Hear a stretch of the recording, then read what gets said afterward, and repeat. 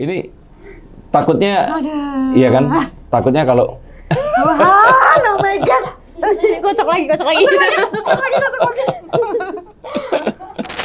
dan kadang memang melihat Ais pun ada ketakutan di matamu.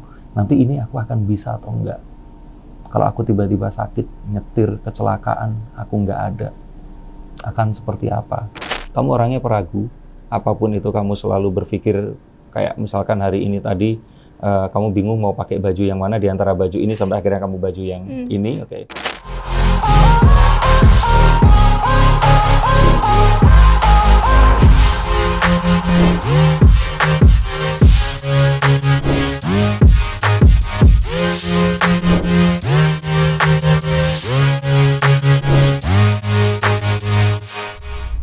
Yuk kita buka kartunya. Ini yang aku tunggu. Nah. Oke, bismillahirrahmanirrahim. Deg-degan. Bentar ya Ais ya. Bentar ya. Tadi nonton apa di atas? Mau es krim lagi? Sama semua. Bentar ya. Om Denny mau bukain masa depan. Kan aku suka anak-anak, yang di atas anak-anak aja deh. Dibagi jadi 3.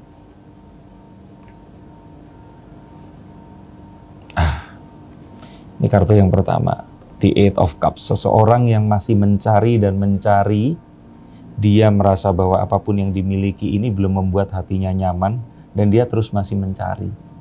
Jadi kalau menurutku di sini adalah, ya kita ngomongin dulu masalah jodoh ya. Jadi kalau saya kira di sini, kartu ini menunjukkan kalau tadinya itu mengira ini adalah akhir, tapi ternyata harus packing lagi, terus nyari lagi. Dan memang ini saat ini yang terbaik. Jadi kalau kemarin mempertanyakan dengan pisah ini seperti apa dan sebagainya, saat ini, kemarin, ini masih yang terbaik. Jadi jangan pernah menyesali, saat ini masih yang terbaik. Karena saya pun melihat ya, beliau ini belum menemukan titik. Kalau trauma terlalu jahat ya, tapi belum menemukan titik di mana dia ini akan, oke, saya stop melakukan apa yang saya percaya, karena yang saya percaya ini ternyata tidak menghasilkan sesuatu yang diinginkan gitu. Jadi kalau menurutku, ya ini sudah jalan yang terbaik saat ini. Kalaupun ada ragu-ragu, jangan, teruslah melangkah. Dan memang saat ini yang terbaik adalah untuk pergi dari yang kemarin. Dan ini terbukti seperti itu kan. Bukan juga karena mencari simpati netizen gitu loh, tapi benar tadi, batin yang tergadaikan itu. Betul. Karena batin itu memang sesuatu yang, iya tadi loh, kalau diri sendiri sakit gak apa-apa, cuman kalau anak, apalagi kan ada si kecil ini tadi. Walaupun dalam hatimu kamu gak tahu kedepannya ini seperti apa. Kamu pun juga harus berpikir menghidupi anak dari nol lagi itu bukan perkara yang gampang, karena dulu pun Cika ini waktu kecil dihidupinya bersama dengan papanya. Dan kadang memang melihat Ais pun ada ketakutan di matamu, nanti ini aku akan bisa atau enggak. Kalau aku tiba-tiba sakit, nyetir, kecelakaan, aku nggak ada. Akan seperti apa? Tapi jangan takut, memang ini adalah sesuatu yang terbaik untuk saat ini. Nah, tapi terkadang Seven of Pentacles ini, apa yang dihadapi ke depan ini nggak semuanya seperti apa yang direncanakan. Walaupun kebanyakan daripada hal itu tadi, ternyata masih seperti apa yang diharapkan. Nah, untuk ini kalau menurut saya sih, ya ada baiknya siap-siap jauh hari sebelumnya. Kalau bisa uang-uang ini dikumpulkan, semuanya dikerjakan. Artinya jangan pernah menolak apapun yang ada di depan. Dan jangan pernah berstigma a priori ini nanti akan menuju kemana. Kerjain aja, selesain aja dulu.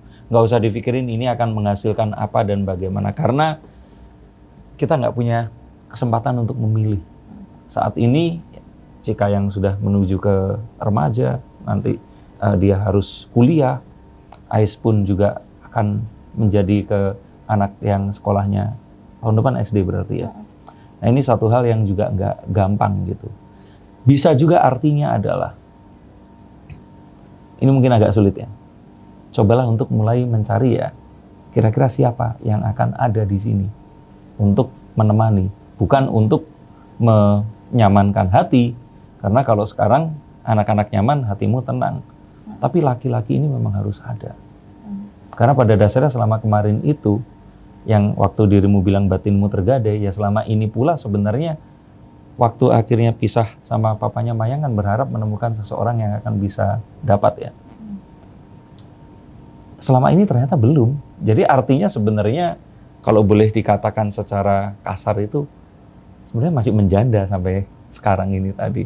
Nah jadi it is okay kalau ternyata mencoba untuk ya memiliki satu kenyamanan dengan siapapun nanti untuk menggantikan posisi ya siapa yang akan menyayangi anak-anak ini tadi.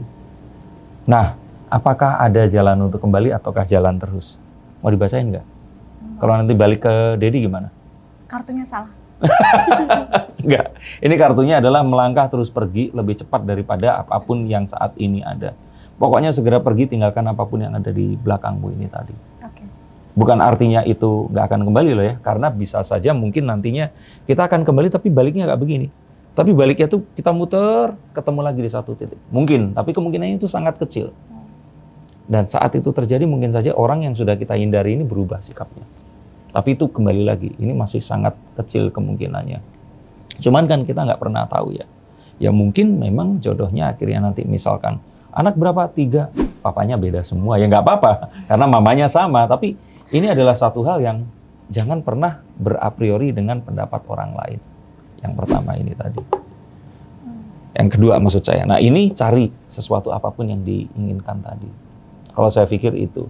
Dan ini mengakibatkan ke pekerjaan, ke kehidupan semuanya akan seperti itu juga.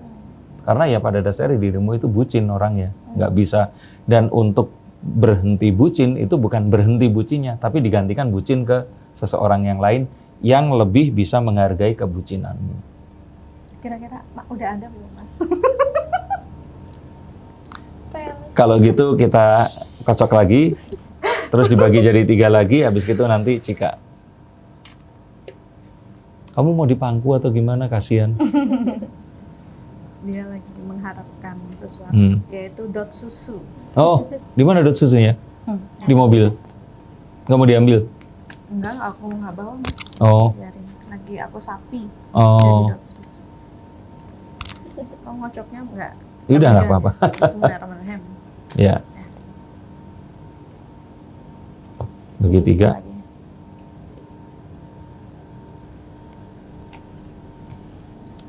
Akan terulang lagi kisah yang lama.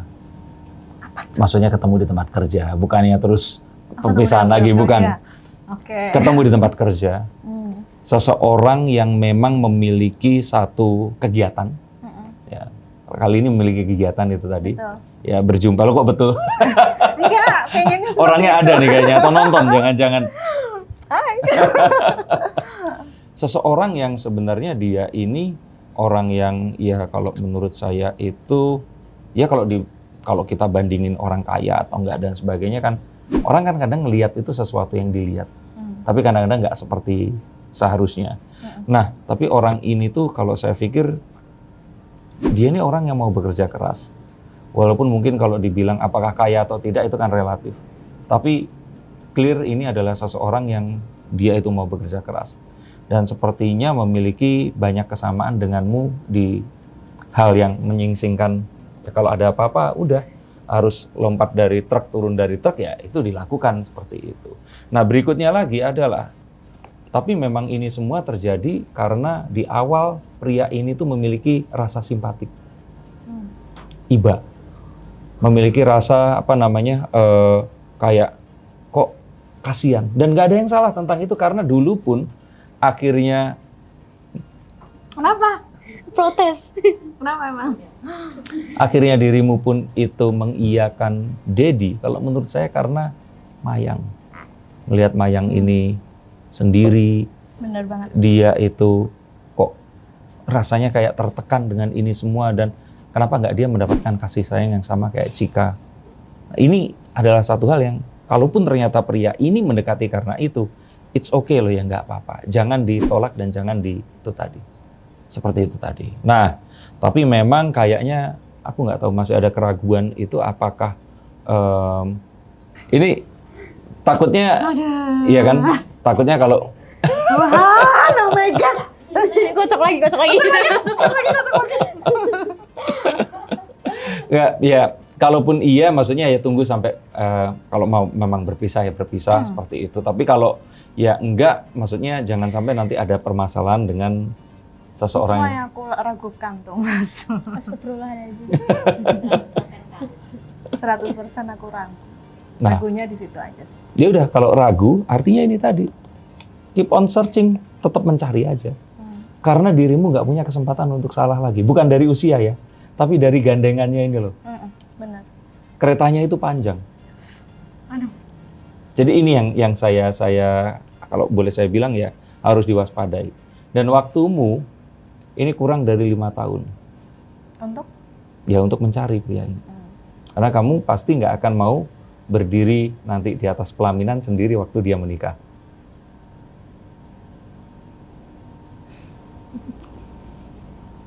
Perjalanan masih panjang. Kalau menurutku ya, usia 37? Ya sebenarnya sih istriku 85 ya. Istriku 84. Anakku masih seumur dia. Ya sebenarnya anakmu tuh seharusnya usia antara Cika sama Ais ya. Tapi ya it's okay, udah berhasil mendidik Cika ini tadi. Ya sekarang Ais yang. Jadi kalau menurutku ini pasti sesuatu yang akan kejadian. Dan yang mau dikasih tahu satu lagi, ya tadi itu kayaknya akan 3 anak, bapaknya beda semua. Semangat dong. Semangat.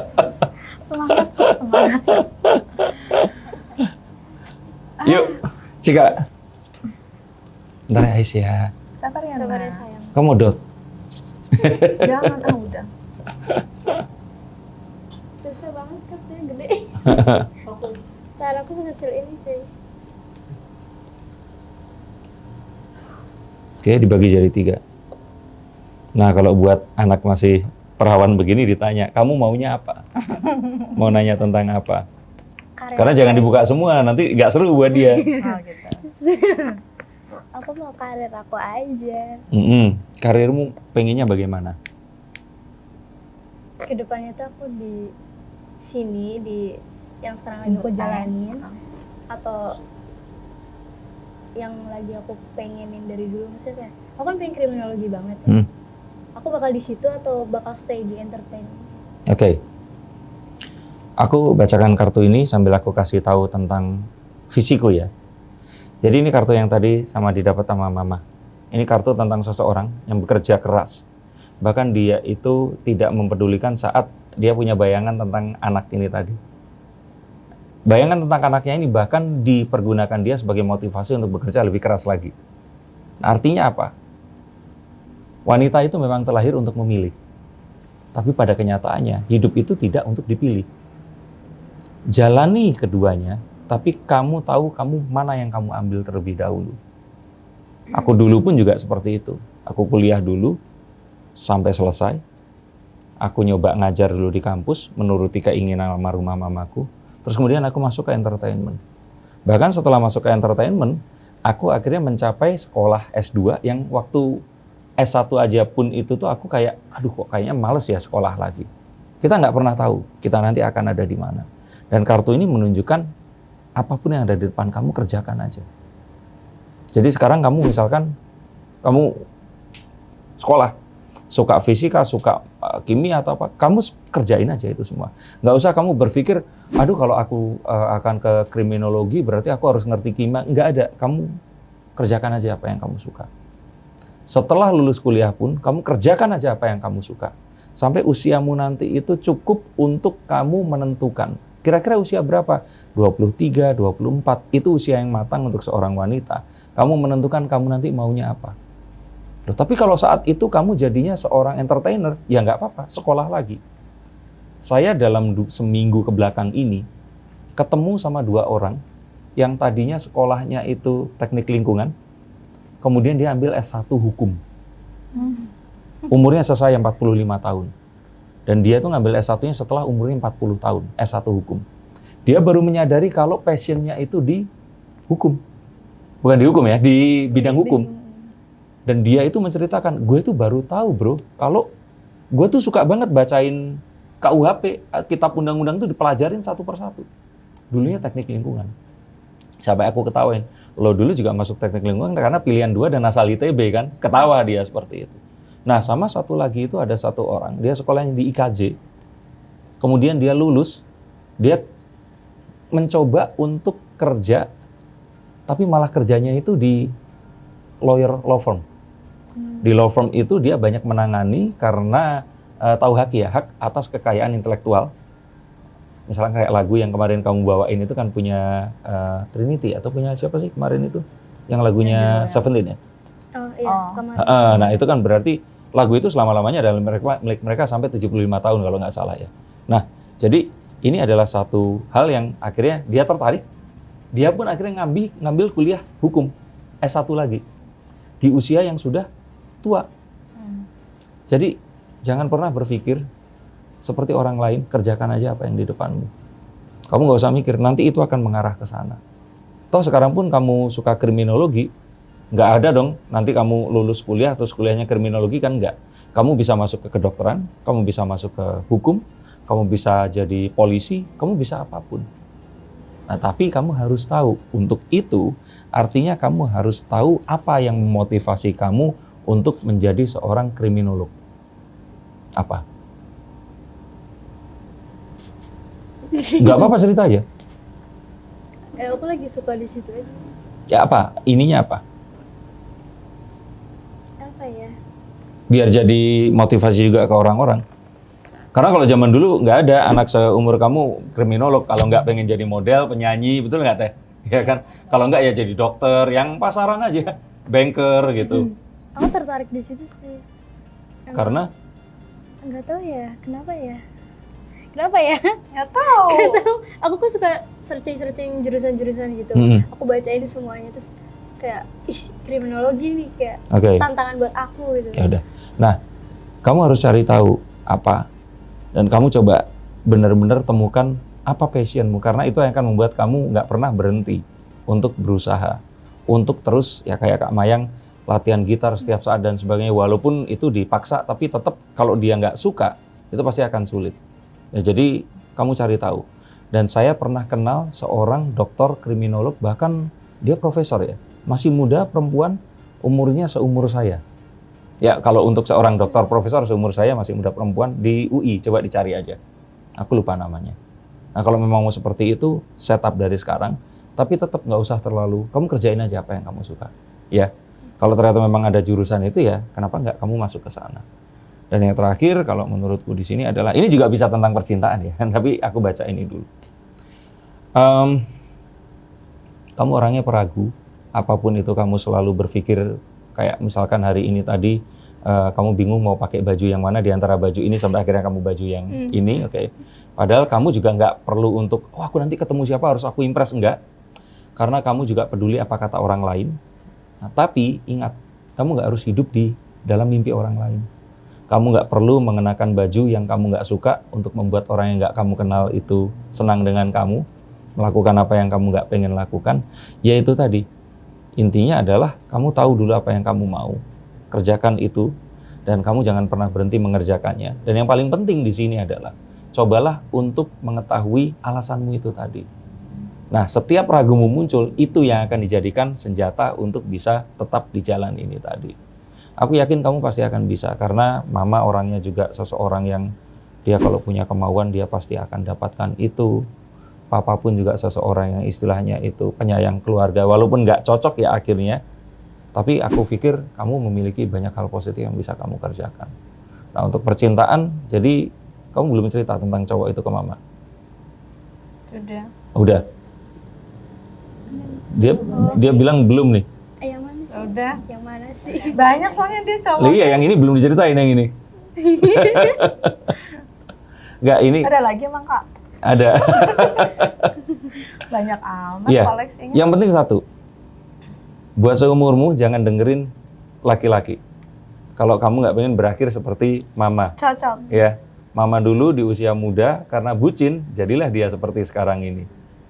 Perempuan itu harus mampu hidup sendiri, mendapatkan apa yang dia mau, Laki-laki itu adalah pilihanmu untuk bersama dengan dia, bukan karena kamu membutuhkan dia. Ya, kamu butuh laki-laki untuk melengkapi hidupmu, bukan untuk kamu bergantung, untuk kamu nurut sama dia, untuk kamu bucin sama dia. Kalaupun kamu mau bucin dengan seseorang, berilah satu alasan. Misalkan karena, oh kamu punya keluarga sama dia nanti, punya usaha sama dia nanti, atau apapun. Ingat itu.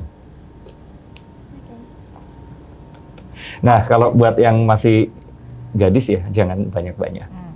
Kalau yang buat yang ini, pasti pengen lagi, tapi ya jangan untuk umum kayaknya. Jangan untuk umum. Cuman ya itu tadi loh, kebayang kalau sebenarnya ya Cika ini ya gadis layaknya gadis-gadis yang lain, dirimu juga emak-emak kayak emak-emak yang lain, dan ini sebenarnya keluarga yang biasa aja. Bahkan saya juga lihat kadang-kadang, ini lihat keluarga Pak Haji Faisal, Bu Dewi dan semuanya. Seperti yang tadi saya bilang, kenapa ya kok tiba-tiba mereka ini jadi famous seperti itu, dan ada ada Dedi yang seperti ini. Kalau menurut saya ini kebesaran Tuhan untuk memberikan contoh. Dan kalau menurut saya saya ingin ucapkan terima kasih sudah mencontohkan ke seluruh Indonesia ini bahwa ya rasa sayang dan juga akhirnya tegar untuk berusaha demi anak, tapi akhirnya juga harus menyerah juga. Cika tentang mencintai seseorang yang nggak punya hubungan darah, tapi kamu tadi nyeritain dengan tangisan seperti itu yang kalau menurutku ya itu nggak mungkin fake gitu loh. Kamu nyeritain tentang Kak Mayang dan semuanya. Dan ini pasti sesuatu yang ya saya nggak bisa ngasih konklusi apa-apa karena saya nggak ada di posisi kalian. Saya cuman ya bisa bilang luar biasa. Tapi tetap apapun itu, di depan itu pasti akan lebih cerah kok. Jadi yuk kita melangkah karena happy endingnya belum terjadi. Dan untuk yang di rumah, jangan pernah kita sebelum kita tahu cerita atau apapun terus kita komentar dan sebagainya, karena ya kita kadang nggak pernah tahu saat kita ada di posisi mereka, mungkin saja kita akan melakukan sesuatu yang lebih buruk. Dan ya jadikan apa yang kita tonton ini sebagai sebuah pelajaran agar kita nggak perlu kayak mereka dan kita bisa mendapatkan apa yang kita harapkan. Terima kasih ya sudah mau sharing. Sama-sama, Mas. Mungkin ini nggak banyak membantu, tapi semoga ya mungkin kita bisa ketemu lagi dengan suasana yang lebih happy. Oke, siap. Terima kasih, sampai jumpa dan salam.